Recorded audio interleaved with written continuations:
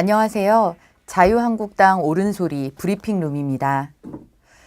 지난 한 주 목이 칼칼하고 잔기침 나시는 여러분들 많이 계셨을 겁니다.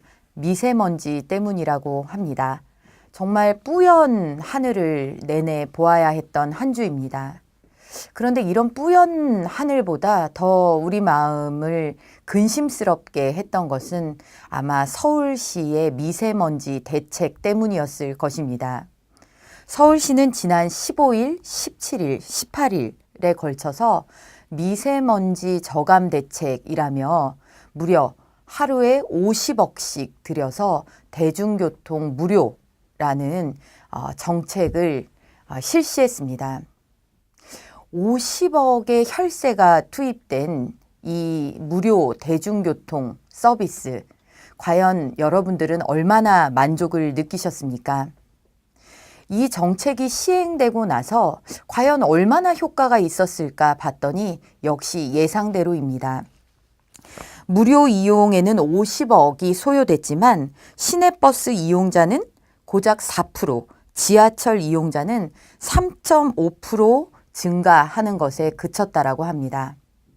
사람들이 어떤 때 대중교통을 이용하고 어떨 때 자가용을 이용해서 출퇴근을 하는지, 어떤 때 사용을 하려고 하는지 이런 것에 대한 적극적인 고려나 또 미세먼지라는 것이 결국 장기적인 과제 그리고 보다 근본적인 해법을 요하는 일임에도 불구하고 사람들의 행동 방식, 사고 유인 체계, 그리고 장기적인 안목과 관점, 그리고 대책이 필요하다는 것을 모조리 무시한 보여주기식 선심성 대책이었다라고 평가할 수 있겠습니다. 더욱이 이 정책을 실시한 박원순 시장은 이번에 3선 연임을 노리고 있는 그런 정치인 시장입니다. 이분이 이 정책을 홍보하기 위해서 긴급 재난 문자라는 것을 발송하는 그런 급진적인 방식을 취했고, 그리고 50억 원씩의 혈세를 연달아 투입을 했습니다. 이것이 선거용인지 선거용 선심정책이 아닌지 하는 것은 아마 우리 국민 여러분들께서 다 판단을 하고 계실 것입니다. 개별 국민들에게 돌아가는 편익과 효용은 매우 미비하거나 아예 전무한 상황에서 모이면 어딘가 의미 있고 매우 절박한 용처가 있는데 쓰여야 할 이런 50억이나 되는 혈세를 이렇게 그냥 공중에 흩뿌리듯이 사용해야 하는지 참 안타깝습니다. 미세먼지라는 것이 우리 생활에 있어서 매우 절박한 의제가 되었고, 이를 위해서 국회에서는 미세먼지 특위까지 만들어져서 관계부처와 개선안을 논의 중입니다. 중요한 의제라고 해서 이렇게 단박에 해결을 보겠다고 더더군다나 세금이라는 재원을 마음대로 졸속으로 대증적 일회적으로 쓰는 행위야말로 저는 이 시대에서 정말 사라져야 할 구태가 아닌가 생각됩니다.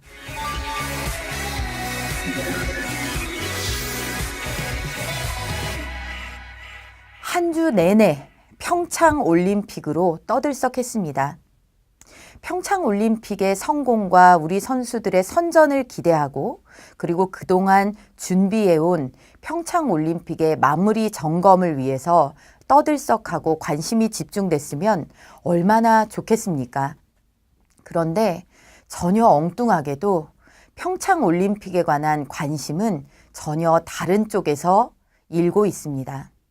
바로 정부가 밀어붙이고 있는 남북 단일팀 구성, 그리고 정부가 태극기 대신에 공동 입장하면서 들겠다는 한반도기 때문입니다.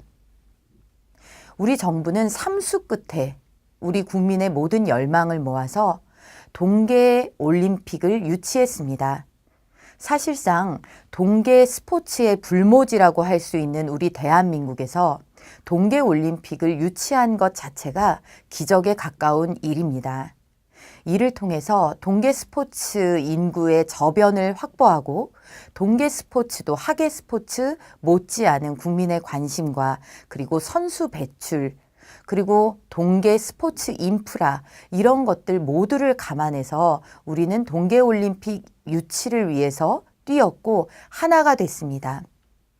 이제 그 성과를 목전에 두고 있는 지금 새롭게 정권을 잡은 문재인 정부는 이 동계올림픽이라는 세계인의 축제를 정치적 활용에 골몰하는데 모조리 투입하고 있습니다.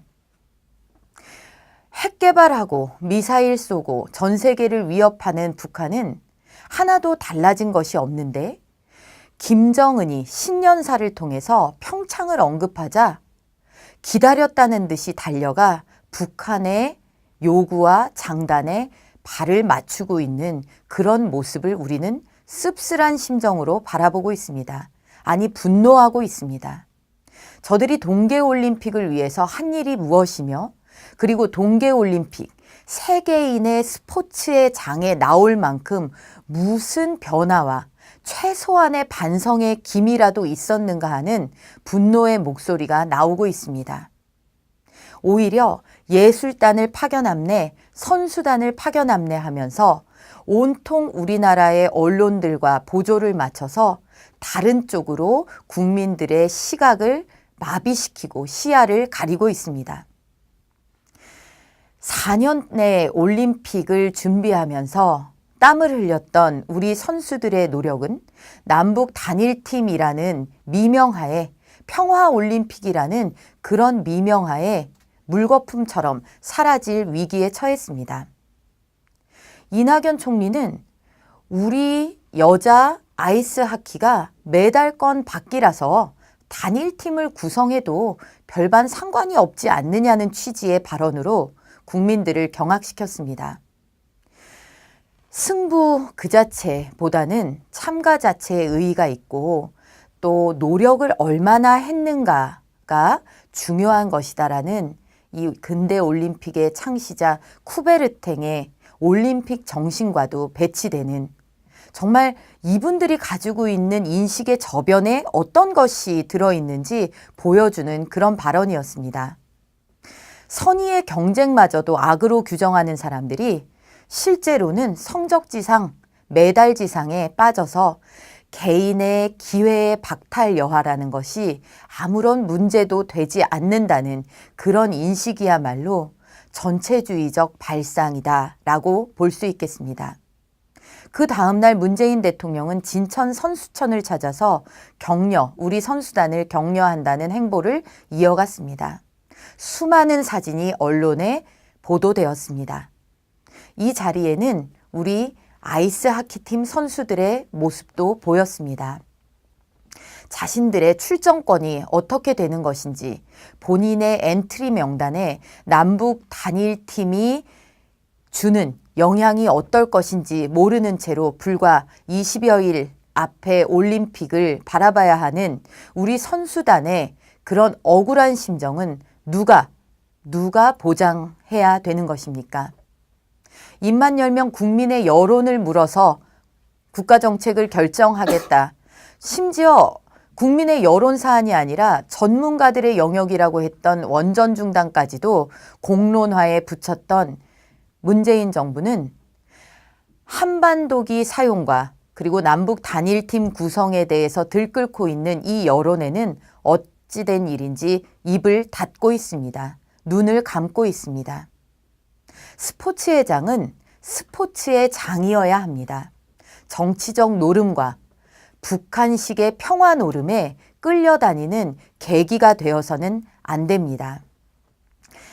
아무 일 없었다는 듯 판문점을 넘나들며 평화이니 대화이니 남북 스포츠 화해 정신이니를 말하는 북한 대표단의 얼굴을 쳐다보면서 그리고 현송월의 머리핀과 핸드백에 집중하는 우리 언론을 보면서 천안함 46명 용사들의 가족들이, 연평도 폭침의 희생자들의 가족들이, 금강산에서 피격 사망한 박왕자 씨의 가족들이 느낄 그런 억장이 무너지는 심정을 국민들께서는 공감해 주시리라 생각합니다. 문재인 정부는 지금이라도 일방적인 단일팀 구성과 한반도기 사용에 대한 그런 의지를 내려놓아야 합니다. 이제는 평화 타령, 공조 타령에 속아 넘어갈 국민은 아무도 없기 때문입니다.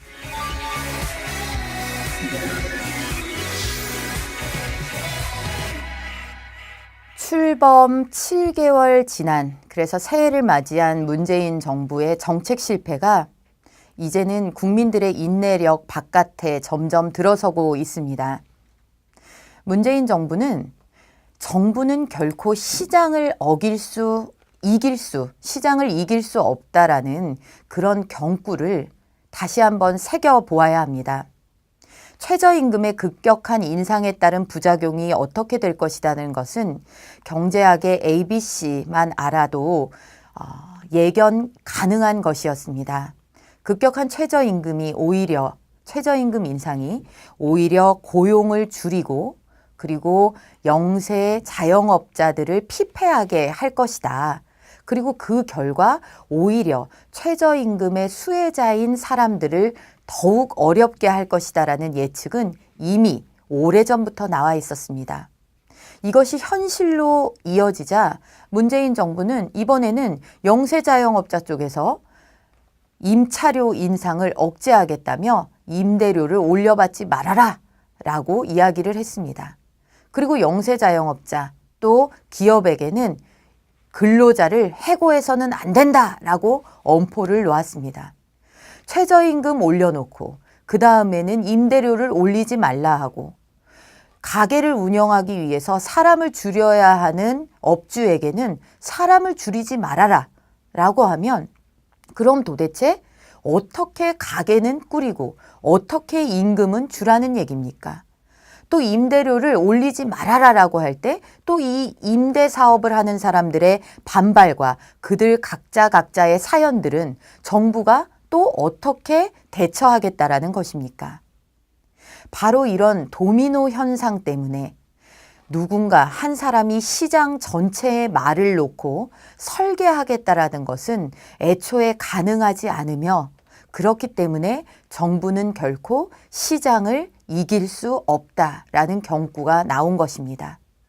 그런데 문재인 정부는 시장을 이길 수 없다라는 한계를 깨닫기보다 이제는 특단의 조치를 강구하겠다며 어처구니 없는 해법을 또 하나 제시했습니다. 바로 최저임금을 주지 않는 그런 업주, 기업주들의 명단을 공개하겠다라는 것입니다.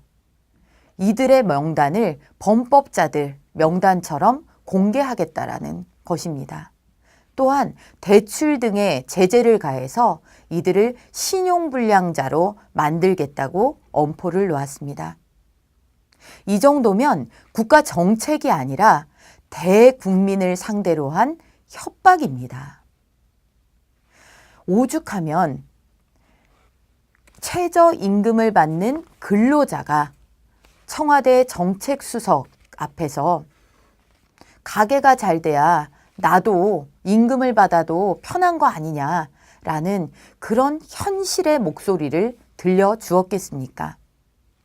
정부가 나서서 업주와 최저임금을 받는 근로자 사이를 마치 대립관계에 있는 약자와 강자로 일방적 구도로 몰아가면서 약자의 편에 손을 들어주는 천사를 자처하고 있지만 현장에서는 한 사람의 근로자라도 더 끌어안고 가고 싶은 그런 기업주 그리고 자영업자들과 조금이라도 일을 하고 싶을 때 더 하고 싶은 근로자가 상생하고 공존하고 있는 것이 우리 기업이고 또 소상공인 자영업자 그리고 최저임금 근로자들의 현실이었던 것입니다.